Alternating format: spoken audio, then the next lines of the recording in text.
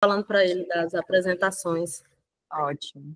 Então, vamos lá. Quero agradecer, tá, Magna, por ter aceitado o convite. Magna é um apoio imenso para a gente, para quem não conhece, aqui no CEFI. Se quiser também falar um pouquinho do CEFI, Magna, esse projeto ele começa para complementar a carga horária nossa aqui, das nossas atividades teóricas da residência de cuidado paliativo pediátrico, que a gente está sem residente esse ano, mas também da residência de pediatria e dos meninos que rodam aqui no nosso serviço, mas acabou crescendo tanto, porque a gente também quer fazer uma educação dos profissionais aqui da unidade de cuidados prolongados, e nós que trabalhamos nesses serviços, nós somos muito poucos, então o convite acabou se estendendo, e aí temos colegas de vários outros estados, então acabamos deixando gravado no perfil do YouTube, então por isso que vez ou outra entre colegas de outros estados, e tem gente de vários locais contribuindo, e por isso que é bacana explicar o que a gente tem feito aqui no SEIB, tá certo? Então, fica à vontade, a palavra é sua, e é uma atividade realmente multi, tá? Então, a gente tem várias categorias profissionais aqui participando, tá, Magna? Então, mais uma vez, muito obrigada. Eu é que agradeço o convite, fico muito honrada, né, de apresentar um pouco da nossa prática clínica aqui no Hospital Alberto Seib, e falar da estomoterapia é um orgulho muito grande. Eu sou suspeita para falar, mas acredito que hoje o serviço de estomoterapia do Hospital Alberto Seib é referência do Estado, porque trabalha os 3 principais pilares da estomoterapia. Trabalhamos com continências, feridas e ostomias, e hoje a gente consegue ter esse ambulatório de forma linear e, ao mesmo tempo, essa interação interdisciplinar com toda a categoria junto, e isso é um marco muito grande para nós que somos especialistas de enfermagem. Então, assim, eu agradeço demais. E para a gente começar a trabalhar, a doutora Sinara pediu para que eu falasse de uma das práticas mais clínicas que a gente tem aqui no Hospital Alberto Seib, que leva também para outros hospitais, para outros estudos, que são a prevenção e tratamento das lesões de pele e periostomias na pediatria.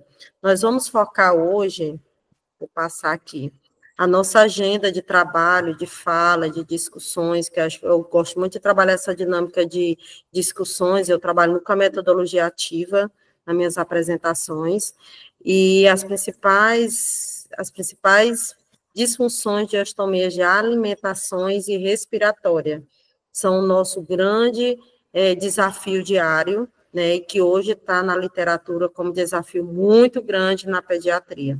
As complicações de pele e periostomia, os cuidados diários e as principais tecnologias aplicadas, que é o grande desafio, né, e os planos terapêuticos singular.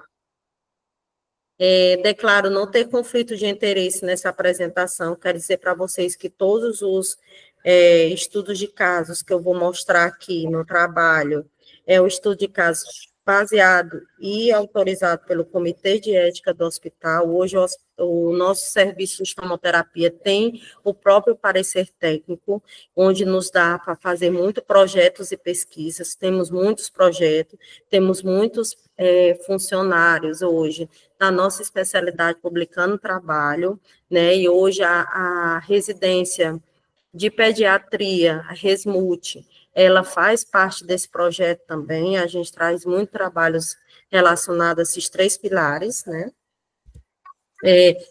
Vamos começar falando sobre disfunções de ostomias, alimentações e respiratória. Quando a gente fala de disfunção, a gente fala de ostomias. Vou dar uma breve introdução do que é a estomia. Hoje, a literatura, ela fala estomias, ostomias. Essas 2 nomenclaturas foram através de consenso, são o mesmo significado, portanto, tem um peso muito grande com a pronúncia, tá? É um orifício aberto intencionalmente através de uma intervenção cirúrgica, por comunicação dos órgãos superficiais corporais do paciente. Favorece uma administração de oxigênio, alimentações e drenagem de efluentes. Podem ser temporária ou permanente. Na maioria no mundo pediátrico, que é o que a gente está abordando hoje, nós conseguimos ainda ter alguns ganhos nossos com algumas ostomias respiratórias temporárias, aí, e alimentações temporárias também, mas, porém, temos um marco muito grande com a permanência. Nas estomias respiratórias, a gente fala do termo, né, grego, de ostomias, a abertura de uma traqueia, ela estabelece as vias aéreas. Eu estou focando um pouco nessa parte da definição para que a gente possa entender as nossas intervenções. Estabelecer as vias aéreas através de uma abertura de luz da traqueia, tornando possível a entrada. Vias aéreas. Hoje, temos um ambulatório de vias aéreas, temos também nossa equipe de vias aéreas associado não, em conjunto com a estomoterapia, e hoje nós temos um público-alvo bem atlético dessa questão das traqueostomias. Nós temos as sequelas de Ruby, síndrome de Treguin-Collins, síndrome de Becken, e temos algumas outras associações de doenças, e temos nossas crianças crônicas de unidades prolongadas, que a gente tenta desmamar, e que é um desafio muito grande. Temos as estenoses, e aí por ventilações associadas às doenças neurológicas. O ambulatório de estomoterapia trabalha com as traqueostomias, a maioria dos nossos público-alvos são paralisias cerebrais e as doenças neurológicas no gerais. Quando a gente fala de complicações de traqueostomia, a gente faz as complicações imediatas e as complicações tardias. Nas imediatas, apneia, edema, sangramentos, pneumotórax e lesões de estruturas adjacentes e broncoaspirações, né? A gente também fala das complicações tardias, são os vasos, a traqueomelácia, a estenose traqueias, as fístulas, os distúrbios de deglutição e o nosso principal complicações tardias que nós temos, e o grande desafio, que são os granulomas e as infecções locais, né? As obstruções do tubo de secreções, mas o principal são as infecções locais. Quando a gente fala nisso, é preciso que a gente também entenda um pouco dos dispositivos utilizados na traqueostomia.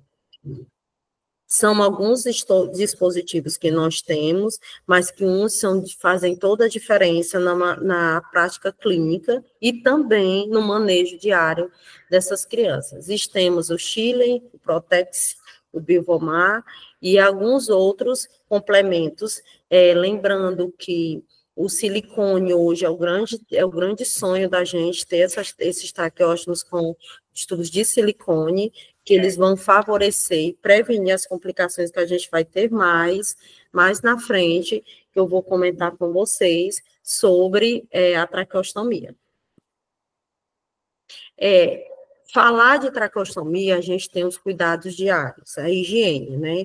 O grande desafio hoje é a gente trabalhar a higiene disso aí, mas eu trago aqui para vocês que a grande vitória da gente é a gente conseguir ter essa relação interpessoal, que não adianta fazer a melhor higiene, não adianta fazer o plano terapêutico, a gente não traz a família para o lado da gente. Esse plano terapêutico singular, ele envolve tudo isso, envolve equipe, envolve família, envolve o desafio diário com outras especialidades que está dentro desse plano. Então, a higiene hoje, 80% dela faz parte do cuidado do genitor, né? Quando a gente fala do genitor, porque principalmente na nossa unidade, a gente tem muitos pacientes crônicos e que o grande parceiro da gente é o genitor, né? E a equipe, ela passa a ser o protagonista dessa história, né? Então, hoje nós temos esses fixações de traqueostomia, que é um grande ganho, né? No ambulatório, eu trago para vocês, assim, a experiência prática clínica, é a maneira como elas inventam, assim, elas idealizam essas fixações e evitam muitas lesões, periostomias, né? O cuidado diário que eles têm com isso aí, e isso a gente sabe do cuidado da higiene, que tem que ser limpa com soro, salina, a gente sabe daquele cuidado que tem que aspirar nos horários, a gente sabe daquele, mas o grande ganho da gente é a maneira como elas renovam esse cuidado, né? Então, elas fazem, hoje, a fixação, ela para ser troca diária, evita fungos, evita lesões periostomias, dermatites, no banho, né? Existe alguns orifícios, alguns protetores adequados. Meu sonho é ter esses protetores na unidade, mas a gente sabe que isso é um desafio, as tecnologias estão avançando aí, a gente vai conquistar, se Deus quiser. Mas, assim, existe o banho adequado, que é o banho inclinado, né? E a gente orienta que seja o banho, isso eu estou falando cuidado em domicílio, tá? Porque quando a gente fala banho ao leito, é aquele cuidado, não jogar muita água, ter o cuidado de hiperestender esse pescoço dessa criança. É o momento do banho, é o momento da inspeção da pele, é importante isso, e proteger e manter as lesões, a pele mais seca possível. Gestão do cuidado. Quando a gente fala de granuloma, o que é que os estudos falam? Que é um crescimento de um tecido de hipergranulação, uma mucosa da estomia devido a reações inflamatórias, né? Na tracostomia não é diferente. Na tracostomia pediátrica, a gente tem muito desafio com isso, mas a gente sabe que é porque às vezes o dispositivo ele acaba causando uma lesão devido ao tamanho do pescoço dessa criança, da maneira como ela engorda, da maneira do cuidado, ele acaba sendo isso. E aí a gente tem as alternativas, os cremes com corticoide. A gente costuma dizer que esse creme com corticoide é para ser aplicado apenas com 7 dias, é um corticoide, tem que dar uma pausa. Nós temos as espumas adequadas, que temos diversas marcas de espumas, existem espumas com antibiótico e sem antibiótico, nós temos o alginato de cálcio de sódio, que é também utilizado, lembrando que alguma dessas tecnologias precisa ser aplicada com o especialista, ele sabe o tempo dessa tecnologia aplicada e sabe o momento em que deve ser usado. Nós temos também o nitrato de prata de bastão, né, a 10% utilizado, temos os curativos à base de cloreto de sódio. Quando a gente fala de traqueostomia, eu trago aqui para vocês que muito cuidado com o cloreto de sódio. Cloreto, nós estamos falando de vias aéreas, de respiração. O cloreto de sódio, ele é para fazer como se fosse uma secagem desse granuloma, dessa infiltração, desse processo inflamatório, então tem que ter muito cuidado com isso. A gente tem gases à base de cloreto de sódio. Eu sempre peço para, quando eu estou usando esse tipo de tecnologia, um monitoramento mais perto, né, porque a gente está falando de vias aéreas, não é contraindicado, mas também tem que ter essa cautela, né? E aí isso é importante nesse manuseio, que não adianta eu saber de todas as tecnologias se eu, mais uma vez, reforçando, não trago a família como protagonista desse cenário, né? Não trago a equipe para ser a protagonista desse cenário. Então, é muito importante que a gente traga, diante de todas essas tecnologias, esse ponto principal. Das lesões periostomias na pele da traqueostomia, a gente tem também, trago aqui para vocês, reforçando, diante de todas essas espumas com prata, óleo de AGE, que muita mãe coloca, não na traqueostomia, mas tem que colocar na região cervical, porque às vezes o uso excessivo dessas fixações causam um desgaste, uma lesões por massa, por vários tipos de dispositivos que elas criam, né? Então, às vezes, elas criam um dispositivo e elas não sabem, elas criam para trocar, mas, ao mesmo tempo, às vezes, cria aquelas reações na pele da criança. Então, a gente usa um TINI, que é uma escala que ela é validada pelo estudo, né, um estudo de uma colega da gente, a Camila, e ela fala sobre referências do tecido desvitalizado no leito, para que a gente possa usar de forma adequada cada dispositivo. Trago também para vocês esse estudo, é um relato de caso, uma cauterização química de granulação em traqueostomia. Esse estudo, ele fala que tem vários granulomas tratados com nitrato de prata na primeira escolha, que favoreceu rápido na aplicação indolor do paciente. Alguns casos de nitrato de prata, optou-se pelo uso do corticoide, usaram o nitrato e não teve efeito, usaram o corticoide, né, e o nitrogênio. O ácido triciorocélico, que é o AT, ele é utilizado pelos dermatologistas odontologistas, ginecologistas e uro. Ele é muito utilizado também nos granulomas, tem um resultado muito bom, mas tem que ter muito cuidado, aplicado com o especialista, né? E ele teve uma redução incomparável, ele cauterizou essa lesão de uma forma rápida. É um estudo que eu digo para vocês que é importante que vocês leiam, ele tem uma efetividade, ele pegou uma quantidade clínica de uma amostra clínica e fez essas comparações. Nos granulomas de traqueostomia, voltando de novo, a gente traz outro estudo, que é o uso do corticoide, né, e aí ele fala que após 4 dias de tratamento, a vermelhazão reduziu, favorável, né, e que foi, assim, impressionante com relação à hipergranulação durante 6 meses de acompanhamento. Teve uma melhora considerável. E aí, quando a gente fala de traqueostomia, a gente fala também do outro estudo em relação à prevenção relacionada a dispositivo médico, uma revisão integrativa, onde nessa revisão foram identificados na traqueostomia, né, que há um índice elevado de lesões de massa com isso, e foi devido ao dispositivo. A gente sabe que alguns dispositivos de traqueostomia são bem duros, não são muito flexíveis, então é um desafio diário, com um ressalvo. Alguns não precisa se usar espuma. A espuma, como falei para vocês, as espumas, elas também causam um processo de infiltração dessa mucosa. Nós estamos falando de uma ostomia que ela tem muita exudato, muita secreção, porque a gente tem que respeitar a idade dessa criança. Nós temos a criança, a fase de salivação dela, e algumas crianças são traqueostomizadas nessa fase, então elas têm realmente uma hipersalivação pela traqueostomia. E aí a tecnologia dos cuidados, nós temos essas revistas, esses marcos criados por profissionais, aí trago o desafio de criarem outras, quem está assistindo, criar outras orientações do cuidado, a gente sabe que isso faz toda a diferença na prática clínica, né, e a gente tem esses marcos com o qual eu me referencio, com o qual eu utilizo na minha prática clínica, eu tenho um resultado muito bom. Vamos falar do primeiro caso clínico de traqueostomia.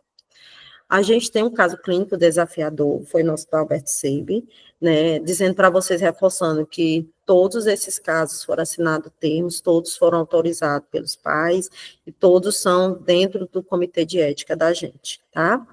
Do Hospital Albert Sabin. A gente fez primeiro um projeto terapêutico lá, envolvemos todas as pessoas nesse processo, gerenciamos esse cuidado com todas aquelas tecnologias que vocês viram na apresentação, a aplicação do antimicrobiano e o monitoramento, né, e a aplicação da escala de Massen, porque o grande desafio foi tirar da traqueostomia, nós tínhamos uma ostomia altamente infectada, e foi usado um tubo para manter essa traqueostomia, e nós tivemos em 90 dias, eu acho que foi 90 dias, esse resultado, tá? Hoje ele é acompanhado no ambulatório, ele vem só visitar a gente.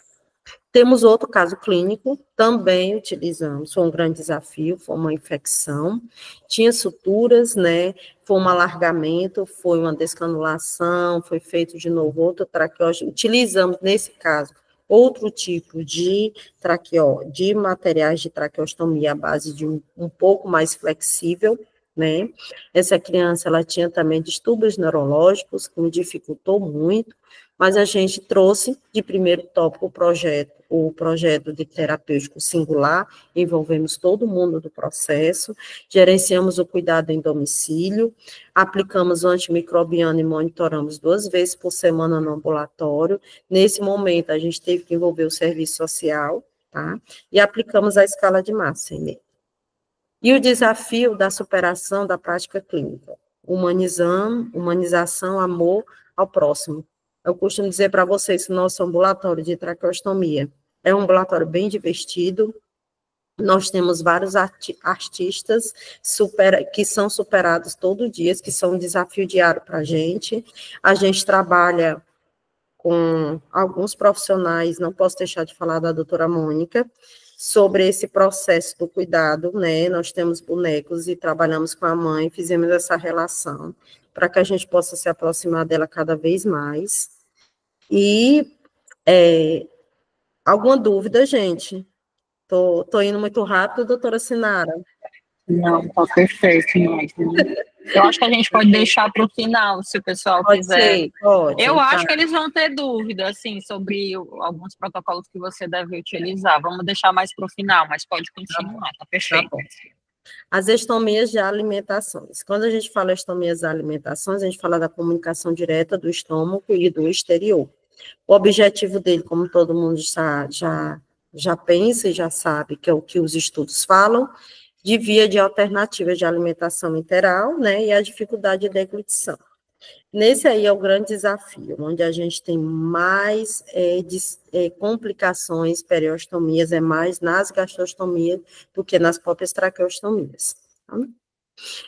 Gastrostomias, a gente tem que respeitar a colocação do tubo, né, e aí vem um grande desafio, a mensuração desse dispositivo, que tamanho eu utilizar em criança, por que a gente utiliza tamanho X, tamanho não X, e por que a gente tem que ter esse cuidado com a atração desse dispositivo, né? A gente tem um estudo feito pela nossa colaboradora, e que hoje ela trabalha no centro de estudo, doutora Deidiane, e ela faz um processo ela reforça bem na cartilha dela a questão da fixação desse dispositivo. Quanto mais fixar ele, menos complicações de disfunção de GTM a gente tem. Mas a gente também tem que respeitar a questão do desenvolvimento dessa criança. Algumas crianças de gastrostomias não têm nenhuma distúrbio neural. Então, ela passa pelo processo de toda a fase de crescimento da criança, da descoberta. E ela acaba vendo esse dispositivo como um brinquedo. Então, a gente tem muita dificuldade de trabalhar esse processo, respeitando o processo de desenvolvimento dela. Né? Então, quando a gente fala dos pacientes crônicos, a gente fala do desafio diário quanto às vias de alimentação e medicação, que influencia muito. Também o estado neurológico delas, convulsões, com a pressão abdominal, então isso influencia muito nesse dispositivo, na durabilidade, nas complicações que ela tem tardias. Nas indicações, nós temos as neurológicas graves, o distúrbio de deglutição, as tlesias esofágicas, as estenoses, o coma prolongado, miopatias e a colagenase, que são algumas alterações do esôfago. Quando a gente fala disso, eu grifo bem aqui que as técnicas mais utilizadas são essas duas, a endoscópia e a técnica de Cindy, né? Geralmente, as endoscópias a gente utiliza mais nas paralisias cerebrais, naquelas crianças que não têm desvio, nenhuma alteração no esôfago, que possa fazer de forma endoscópia cutânea, né? E nós temos a aberta. Grande desafio na prática clínica, que não tem na literatura, estou falando da prática clínica, é que as que são abertas são as que mais complicam do que as vias endoscópicas. Primeira coisa, a criança que é feita aberta, ela não é nenhuma criança, a maioria, 80% não são neurológicas. Então, a criança tem aquela fase de descoberta, é a que puxa mais, é a que brinca com aquela gastrostomia, como dizer, é um brinquedo dela. E, no caso, são as endoscópias, perdão. Nas abertas, a gente está falando da atlesia esofágica, a gente está falando também em alguns casos neurológicos. E aí vem um grande desafio, que são as convulsões. Então, eu preciso, nesse meu plano, nesse meu projeto, nesse meu plano singular, eu tenha a equipe de neuro junto comigo, né? Tenho que ter uma boa nutricionista, tenho que ter associado a enfermagem em si, um médico gastro, então, todos eles têm que estar envolvidos nesse processo. Quando a gente fala, por que eu falo tanto da técnica de laparoscopia? É a que a gente mais tem na prática clínica, é a que mais dá complicação de granuloma. né, e a que mais dá exposição de mucosa, né, e aí, nesse desafio, mais na frente eu vou mostrar para vocês como é a nossa visão com relação a essas complicações. Existe os alargamentos, existe a exposição de mucosa, existe o granuloma. E aí, definir tudo isso associado aos fatores intrínsecos e extrínsecos é muito importante. Então, não adianta eu usar a melhor tecnologia, não adianta eu usar o melhor corticoide, se eu não trato os fatores intrínsecos dessa criança. Como é que eu posso melhorar isso? E aí é importante que eu entenda que técnica foi utilizada para a confecção dessa gastrostomia. E aí tem os dispositivos, né?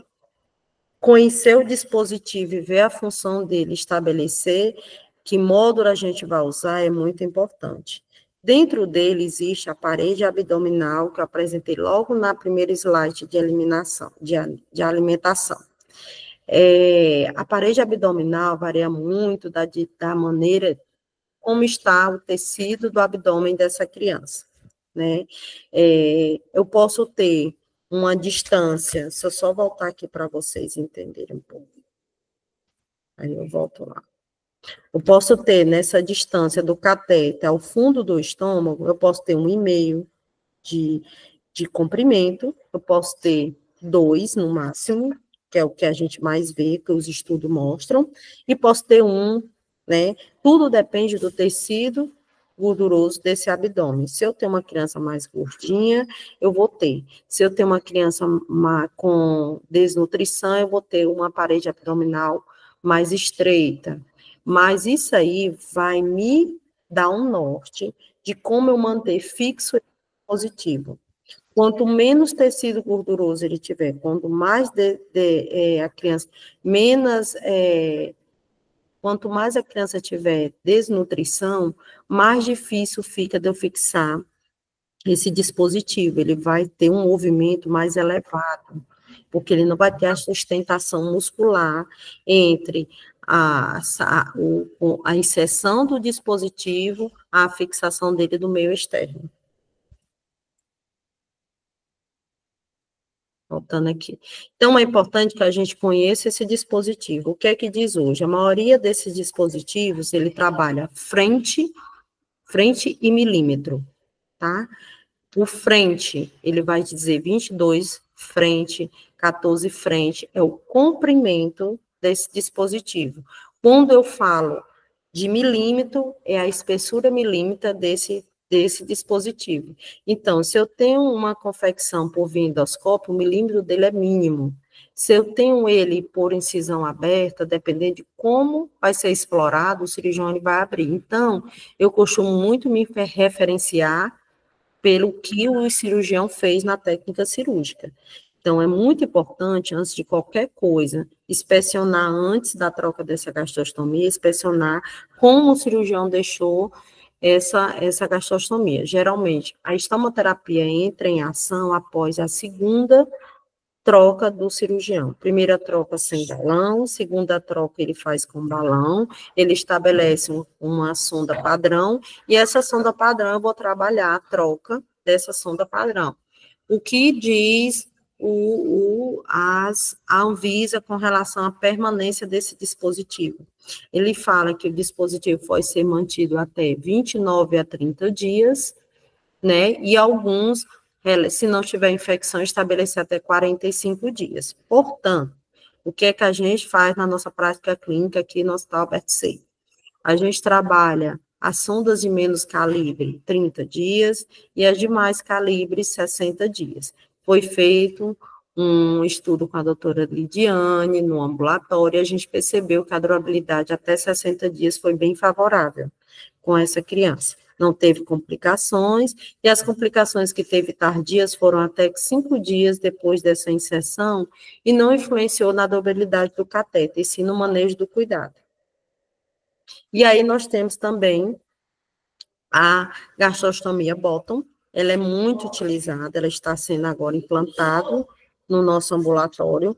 A gente está fazendo uma triagem com relação às crianças que vão ter gastrostomias permanentes e que são agitadas para que elas possam não ter que perder esse dispositivo, e ele é um botão que a gente conecta, a gente faz todo um treinamento com a mãe, e ele dura 1 ano na criança.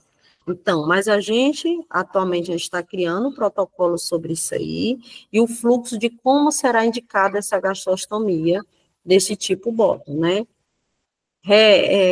Já antecipando para vocês, o bottom é utilizado nas crianças de permanência, crianças agitadas, o agitado não o agitado neurológico, o agitado TEA, aquelas crianças que têm uma hiperatividade, que têm histórias de perda de gastrostomias contínua, né? Quando a gente trabalha o bottom, a gente trabalha qualidade de vida com essa sonda, e a gente também previne as complicações, mas ela tem que ser colocada numa criança que não tenha nenhuma complicação nesse ósteo, né? Então, a gente está tendo muito cuidado em mensurar e fazer esse fluxo de utilização desse dispositivo, já que é um dispositivo caro e que a gente, graças a Deus, estamos conseguindo implantar aqui no nosso hospital. As características, voltando para vocês de novo dos tubos, ele é biocompatível, não existe nenhuma gastrostomia que dê reação alérgica. O que às vezes acontece é uma reação superficial de como é que se diz? Um desenvolvimento de uma dermatite naquela pele por má manuseio, de como utilizou, de como limpou, o que limpou essa pele.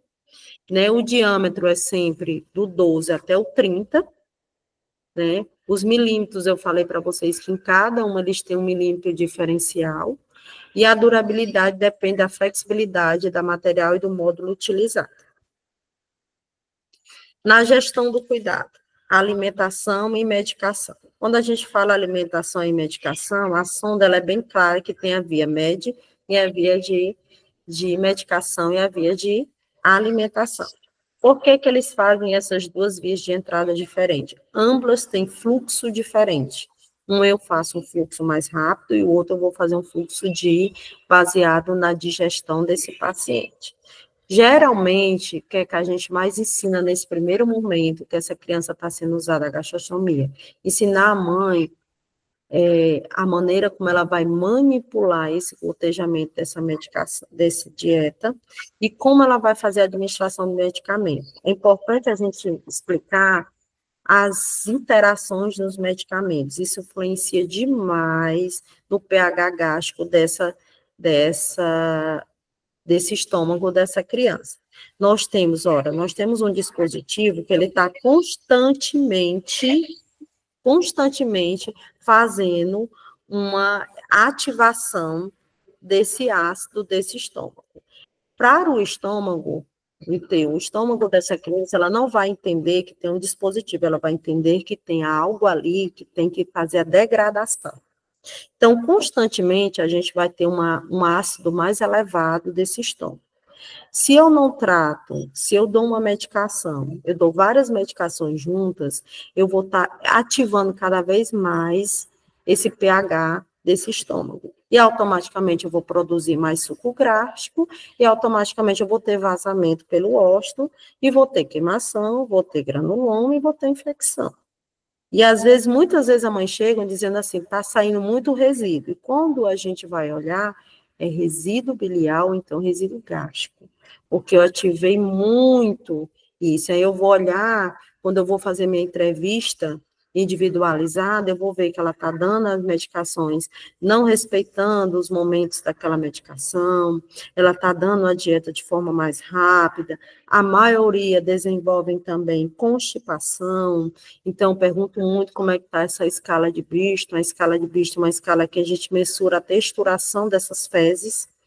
A maioria dessas crianças, por tomar medicações neuro, que é totalmente ativada no sistema nervoso central, faz um trânsito do intestino mais lento, automaticamente aumentando a indigestão dela e fazendo com que elas tenham mais distensão abdominal e uma pressão abdominal.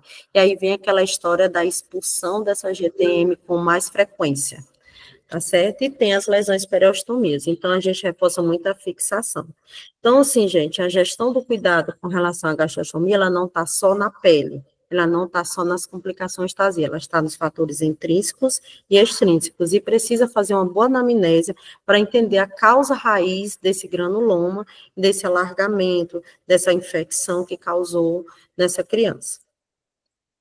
Quando fala de alimentação, já estou falando para vocês que existe 2 tipos de alimentação, a por gravidade, né, que a gente estabelece nas crianças menores, neonato e tudo, é importante, e tem uma fase que a gente começa a desmamar. Nesse momento, eu tenho que ter como parceira principal do meu plano a nutricionista, tá? Então, ela vai sair junto comigo, parceira comigo nesse momento, tá? Quando a gente fala de administração de medicação, a gente tem que ter como parceiro o nosso farmacêutico. Ele vai nos orientar quanto à interação medicamentosa e ter uma prescrição. Eu preciso também, nesse momento que eu vou fazer a administração da medicação, entender que eu estou com uma mãe, uma ser humana, que ela precisa dormir, que ela não vai aguentar ficar acordada. Então, não vou botar uma medicação para ela administrar em domicílio 3 horas da manhã, porque ela vai administrar de forma correta, não vai administrar de forma correta, ela vai deixar esse dispositivo mais mole e vai ter as complicações tardias. Então, preciso também respeitar o cenário de como ela está. O banho. Na cartilha, nesses estudos, a gente fala que o banho pode ser em imersão? Pode, com a proteção de um filme.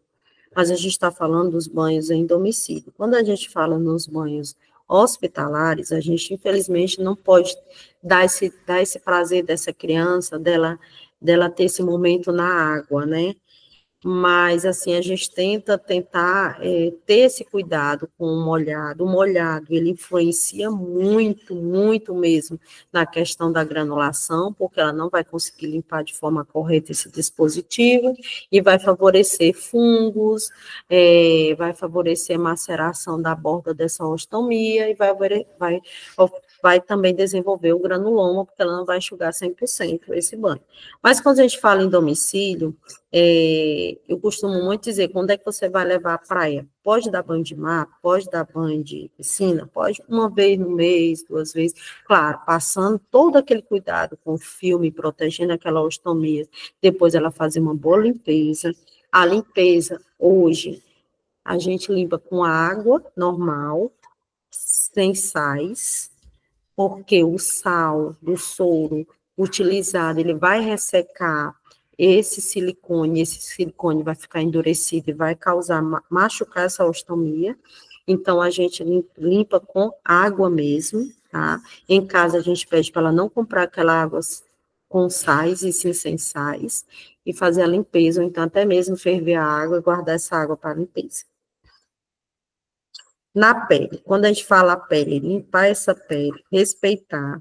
Outra coisa que a gente tem que cuidar, a pele de uma criança, ela tem que variar conforme a maturidade dessa pele. Se eu tenho uma criança de uma idade corrigida, ela tem uma uma maturação de uma pele mais tardia. Então, a sustentação da epiderme, da derme é diferente. Então, o esfregaço dessa pele, ela não pode ser um esfregaço contínuo. Então, se eu estou diante do neonato com a GTM, eu tenho que limpar de forma mais delicada possível. Eu vou estar descamando isso. Entendeu? Então, eu vou estar descamando esse processo. Se quando eu falo de dispositivo, a gente tem as alternativas, tá? As alternativas que, inclusive, são desafio, né? E que acabam sendo também uma qualidade de vida para a criança. Trago para vocês esses 3 tipos de dispositivos que a gente orienta. Esse do meio, esses que tem a carinha, são os que são comprados na Shopee, né? Então, algumas mães que me indicaram, me mostraram esse, e foi muito gratificante ver a maneira como elas procuram ter a qualidade de vida para o filho dela. As complicações, quando a gente vai para as complicações de gastrostomia, a gente fala das complicações menores e as maiores. As menores são vazamento, dermatite, granuloma, obstrução, infecção, migrações e dor persistente. As maiores são perda precoce do tubo, né, que vai evoluir com a exposição de mucosa, as fissuras, as perfurações e a perotonite, a dieta, ela pode entrar no peritônio. Quando a gente fala de cuidados com GTM, trago aqui para vocês o Guidelines Internacional de Gastrostomia de Tubos Diversos. Esse Guideline, ele fala todas as etapas de complicações da gastrostomia, o vazamento, ele fala que alguns tubos de dispositivo de gastrostomia pode ocorrer vazamento intermitente. E aí vem aquela questão que eu falei para vocês, do fluidos gástricos, das alterações do pH desse estômago, de como é que está essa criança. Eu estou com a criança calma, ela vai produzir menos suco gástrico, porque ela vai estar menos estressada. Se eu estou com a criança que ela é hiperagitada, é esperado isso, então eu tenho que usar alguns protetores gástricos, então eu tenho que entrar no consenso com a pediatra que está acompanhando e ter esse contato. E, no entanto, isso deve ser avaliado por um profissional de saúde, então todos têm que estar envolvidos nesse processo. Quando a gente fala do vazamento, ele fala do balão, não está insuflado de forma correta, então tem que respeitar o que diz o representante. A ruptura desse balão, que há muitos acontecem por pressão abdominal, a posição da gastrostomia influencia muito, e a sondagem inadequada da ostomia. Outra coisa que o guideline fala é que a hipergranulação é caracterizada como o aparecimento de uma pálpula avermelhada, clara, ou rosada escura. Então, tem uma diferença da mucosa do granuloma. Então, o granuloma, ele é claro ou escuro, e ele é liso, irregular, e ele também tem uma facilidade ao toque, né? O toque é úmido, macio, mas sangra com facilidade. No cuidado, ele tratar da colonização. Se eu estou com granuloma, que ele está muito tempo, já usei o corticoide, já usei todo o dispositivo, ele não melhora, eu tenho que ver a colonização disso aí. O que está acontecendo? Que está dando uma carga bacteriana muito grande. Então, o que esse consenso fala? Ele fala da coleta do suave, se tiver infecções recorrentes, e tratar conforme os dados encontrados. Às vezes, a gente não consegue resolver só com toque. Então, a gente tem que fazer esse suave. Então, é muito importante a durabilidade desse granuloma. Se eu estou com granuloma há 6 meses e não melhora, vamos investigar esse granuloma, vamos ver se tem colonização, o que está acontecendo. Não vamos dizer que é só o dispositivo, ou se é uma reação, porque a gente sabe que é uma reação inflamatória do corpo. Mas o que está causando essa reação? Os cuidados com o tratamento da hipergranulação. Deixar úmido, limpo, seco. As infecções tratar, como eu falei, em alguns casos escolher a biópsia, dependendo da durabilidade. O monitoramento excessivo desse dispositivo, tentar evitar que esse dispositivo seja manipulado frequentemente, a gente vai usar as alternativas. Hoje a gente está tendo um resultado muito bom com as redes tubulares nas fixações, né? Apesar de ser um custo, mas ele está tendo custo-benefício. E as algumas remoções. As aplicações da pele periostomia local. O que é que a gente mais vê? As escoriações, as rupturas da pele. Às vezes, justamente, essa dermatite, essa perda dessa epiderme no abdômen, às vezes é só a manipulação inadequada dessa pele. Então, às vezes, a gente tem uma criança com a pele da idade corrigida, com a espessura mais fina, que ela não está formada essa epiderme, então ela vai causar uma erosão. E como a gente educar a mãe com a limpeza dessa pele? Limpar de uma forma unidirecional, ter cuidado, não utilizar algodão, utilizar gaze, ou então ela estabelecer aquele paninho exclusivo que não seja muito grosso. Tá? Outra coisa também que a gente vê, às vezes tem suturas internas, dependendo da cirurgia aberta, que acaba não sendo removida, e acaba sendo um corpo estranho, causando hipergranulação. Então, quando a gente vê aquela granulação excessiva, a gente vai ver que tipo de confecção de gastrostomia foi feita, se aquele fio que foi utilizado ele foi realmente absorvível, que pode ser que ele seja absorvível, pode ser que a criança tenha uma reação sobre esse filme de confecção. Tá? Então, causando as infecções recorrentes. Quando a gente fala de obstrução, a gente tem que explicar para a mãe quanto menor o calibre, menor é o milímetro, menor é a infusão.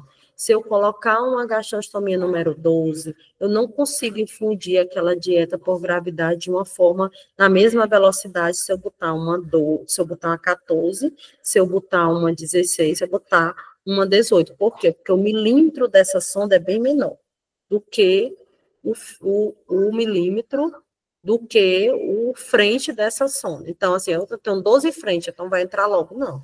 Quanto, como eu falei para vocês, o frente é uma coisa e o milímetro é outra. Então, tem que explicar para ela isso e fazer uma diluição de forma correta. Por isso que a sonda, o fabricante procura dividir medicamento e infusão. De como a gente vai infundir a dieta, de como a gente vai infundir o medicamento. Porque tudo isso são vias diferentes que se unem só no final do catéter. Então, vamos passar para o caso 1. Caso 1 é um projeto, a gente fez o projeto terapêutico singular também. Aqui nós estamos diante de uma confecção de uma gastrostomia via endoscópia cutânea, mas com uma sonda sem balão. E aí, no quarto dia, a gente foi chamada para dar o parecer, e ela tinha essa peremia persistente e essa infecção já com fibrina no óston dessa GTM. Foi verificado também que a mãe estava manipulando, mesmo ela tendo botado a fixação da rede tubular, ela estava manipulando de forma incorreta. Ela estava colocando o dispositivo para baixo, o que tracionou muito, alargou e teve infecção. Ela não foi orientada do cuidado, de como manter o cuidado dessa pele. E aí nós estamos diante do quê? De uma criança de idade corrigida, de uma criança com fragilidade capilar importante, então causou todo esse dispositivo. E como é que a gente tratou? A gente simplesmente usou um antimicrobiano, monitorou e fez um posicionamento correto. E aplicamos a escala de Massen para manipular essa lesão. Então, nós evitamos que ela perdesse essa gastrostomia. Outro caso, o caso 1, projeto singular também, envolvemos todo mundo, porque a gente envolveu, nesse caso, é um caso do ambulatório, a mãe portadora visual e a irmã que cuidava de menor.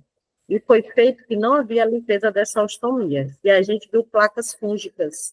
E aí a gente entrou em contato com o nosso parceiro, né, de ambulatório, doutor Aldo, e ele nos orientou, né, quanto à questão do corticóide associado ao antifúngico, e a gente recuperou em 45 dias essa pele. Também trabalhamos a escala de Massen nele, que é o monitoramento a fixação desse tubo. E o grande desafio, treinar uma irmã para fazer, por quê? Porque a mãe é portadora visual. Mas nós conseguimos. Vocês podem ver que esse ósseo, ele tem uma exposição de mucosa, porque ela perdeu várias vezes a sonda, e a gente vê também placas fúngicas bem características de fungo. Nós temos outro desafio, o caso clínico, eu digo que tudo é um, porque tudo foi, assim, desafio único, né, para mim. O projeto terapêutico singular, tratamos também aí a mãe estava com um processo familiar bem ativo, tá passando por uma separação e a gente teve que acolher bem ela, né, e ela estava muito triste, porque em 30 dias ela desenvolveu esse granuloma importante. A gente usou o ácido, né, e a gente ainda não tem a resposta, não tem uma foto anterior, porque ela está em monitoramento com a gente, tá? E aí, posso dizer para vocês que a avaliação foi espetacular, está desenvolvendo um processo muito bom. Essa é a primeira paciente que nós estamos usando esse ácido, né, estudando e monitorando ele para que a gente possa disseminar essa prática clínica, tá? E a aplicação da escala de Massen também foi feito com ela. Gerenciamento do cuidado, a gente trouxe essa mãe para mais perto da gente, a gente falou com o serviço social, com a prefeitura, estamos monitorando ela semanal, tem um transporte para ela, então a gente está tentando melhorar esse processo. Detalhe, ele tinha constipação de 3 dias, a gastro entrou junto, a gente melhorou a constipação dele, né, e aí fiz também uma escala de como ela monitorar a questão do medicamento dele. Aqui outro desafio, é uma epidermose bolhosa, né, um projeto singular também com a mãe, foi maravilhoso, gerenciamento do cuidado, temos que envolver todos que estão no processo do cuidado, né? A gente tem uma exposição de mucosa, vocês podem ver. Na anterior, a gente tem um granuloma. Nessa, nós temos a exposição de mucosa. Qual é a diferença dele? A elevação, mais do que 3 milímetros daquela carne, sangrante ao manuseio, na exposição de mucosa. A gente tem a exposição de mucosa com um pouco de granuloma, mas a exposição de mucosa, ela sangra. É uma ostomia, então a gente tem que usar o pó de hidrocolóide, a gente tem que tratar como se fosse uma ostomia e não um granuloma. Então, tela de silicone, pó de hidrocolóide, monitorando com a gastroenterologista. Então, a gente teve um processo junto, e o principal aí na gastro, ele tem uma distensão abdominal importante, o que faz é que essa expulsão de mucosa seja maior. Nós estamos falando de epidermose bolhosa, uma doença genética, com várias complicações, e a dele era recessível, é recessível, então ele pode ter lesões na mucosa interna e externa. Vocês podem ver que ele tem uma inspeção do tubo, a inspeção do abdômen dele é menos do que 2 centímetros, né, mas ele está acima do peso, não, ele está com peso ideal, a mensuração topométrica dele está ótima, o que influencia ele, distensão abdominal. O Bistão dele chega a ser 2 ou 3, e ele passa 3 dias sem evacuar. Nós passamos a fazer laxantes para melhorar essa digestão dele, com que melhora essa pressão abdominal. E aí a gente consegue manter essa sonda com uma durabilidade melhor, causando menos dor a essa criança. Trago para vocês os principais dispositivos, tecnologias aplicadas, né? A gente tem esse no mercado. Tem alguns que já são protocolo do hospital, a gente já trabalha com esses protocolos, contanto que isso aí tudo tem que ser administrado por um profissional adaptado, que conheça essa tecnologia e faça um plano terapêutico com essa criança e o monitoramento dessas aplicações, né? As aplicações aleatórias, elas não acabam causando uma resistência e não tendo mais o resultado esperado. A gente tem as tecnologias de saúde aplicadas, né, que são as nossas cartilhas. Hoje a gente utiliza essa primeira cartilha da Universidade Federal do Ceará, desde 2017, ela é referência para nós no plano de cuidado. A gente faz educação em saúde com essa cartilha e temas demais. Temos para vocês, não posso deixar de trazer um pouco do nosso fluxograma, de como fazer uma gastrostomia no hospital, é importante. Para quem vai implantar isso no seu serviço, faça um foco, gerencie esse processo. E termino dizendo que conhecer todas as teorias, dominar todas as técnicas, mas ao tocar uma alma humana, seja apenas a outra alma humana, né? Posso dizer que uma parte desse trabalho, dessa apresentação, foi cedida pela doutora Lidiane e doutor Gielson, e eu sou grato por uma imensurável relevância de contribuição da ciência com eles, e trago aqui a minha disposição para perguntas e dúvidas. Obrigada. Obrigada, Madinazinha, sensacional. Sabia que não seria diferente. Nossa, fui pensando aqui na apresentação e nos casos clínicos que você trouxe, e eu achando que meus casos eram difíceis aqui. Mas certamente você acompanhando no hospital todo, Madina, parabéns. Eu fico pensando assim, algumas tecnologias a gente tem vontade de ter mais disponível para facilitar o cuidado, a gente usa muito pouco no nosso serviço, realmente, isso do NaCl, né? Eu não faço domiciliar, então eu tenho uma vivência meio viciada, faço mais no ambiente hospitalar, e tenho vocês de apoio, então sempre que a gente tem um caso um pouco mais complexo e que a gente tem a necessidade de um suporte de tecnologia, porque não fica disponível no serviço, a gente aciona a estômago, então estou mal acostumada, né? Então, eu não sei se o pessoal quer aproveitar, perguntar alguma coisa, eu entendo que a gente também está envolvido aqui nos trabalhos. Eu não sei se o pessoal de Sobral quer perguntar alguma coisa, o Ivo está aqui, a gente tem um pessoal de Sobral também, viu, Magna? Mas desde já, poxa, quero perguntar se você não se importa, se eu posso também ter acesso à sua apresentação. Mas a gente tem um vídeo, né? Então, assim, acho que tranquilo, porque eu vou querer assistir de novo. Muita informação, muito bacana. E ia te perguntar também se tu tem as cartilhas em PDF. Temos sim. Pois é, porque aí eu acho que eu poderia posso mandar esse material para a senhora, posso mandar esse material, inclusive também posso mandar os fluxos que estão em processo de validação, para a senhora já dar uma olhada. Perfeito. Eu fiz o fluxo até compartilhar. Pessoal, a gente tem um grupo de estudo, que é onde eu mando o link das atividades de hoje, porque a ideia não é nem entrar, porque aí é do especialista, esse passo a passo de indicação dos materiais em si, porque aí não era o propósito, como você foi perfeita, você não entrou nisso, mas e sim da gente entender como às vezes eu vou precisar do enfermeiro, como às vezes eu vou precisar da assistente social, como às vezes eu vou ter que olhar para o pediatra ou para o gastro. Porque, na verdade, sabe, doutora Sinara, não é uma receita de bolo, né? Varia muito, como eu sempre prazei, varia muito da maneira como você vai abordar esse caso, né? Existem as tecnologias, mas existe também como você vai abordar esse caso. Eu posso estar diante de uma coisa que só resolve só com a educação.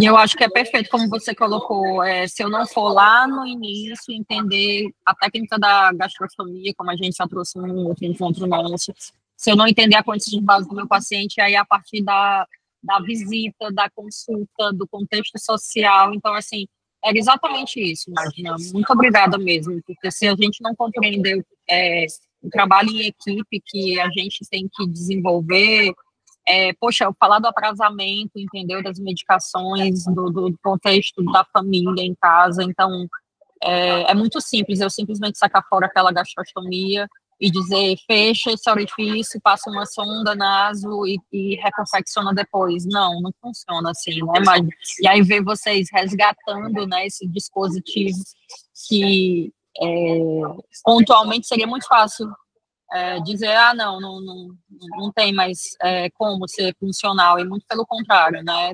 É possível sim, e às vezes com um cuidado ali que, claro, demanda uma intervenção e a especialidade, mas que sim, é possível e traz muito mais benefício, né, para aquela criança e para aquela família. Eu que agradeço aí, o desafio é diário, pode ser que hoje eu esteja dando esses conteúdos baseados em evidência, e pode ser que depois eu mude todo esse contexto, porque a ciência é soberana, né? É verdade. Mas, assim, a gente tenta fazer o melhor, e ser humano, envolver no processo, é tudo, sabe? Não é só uma sonda, não é só uma traqueostomia, é um processo de cuidado. Perfeito, Nádia. Muito obrigada mais uma vez, viu? Obrigada mesmo. Excelente. Muito obrigada.